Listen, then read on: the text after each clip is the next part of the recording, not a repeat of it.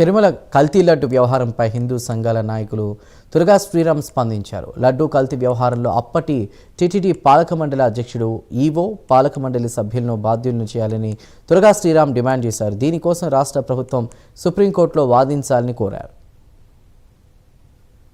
దేవస్థానంలో ఈ లడ్డూలకు సంబంధించిన విషయంలో చాలా రకరకాలుగా లడ్డూ కల్తీ విషయంలో రకరకాలుగా ఒక్కొక్క పార్టీ ఒక్కొక్క రకంగా మాట్లాడుతుంది.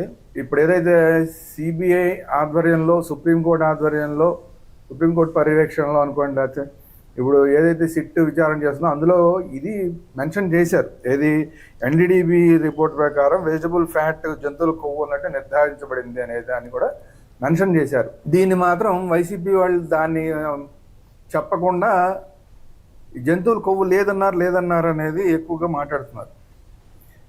అది కాకుండా పేజ్ నెంబర్ 36లో అంటే ఈ సిబిఐ ఇచ్చిన రెండవ ఫైనల్ ఛార్జ్ షీట్ ఏదైతే ఉందో దాంట్లో నెయ్యి 319 రూపాయలు 40 పైసలకే కొన్నారు. ఇది స్వచ్ఛమైన నెయ్యి కాదు, అసలు అది అరకి వచ్చే ఛాన్సే లేదని కూడా మాట్లాడారు.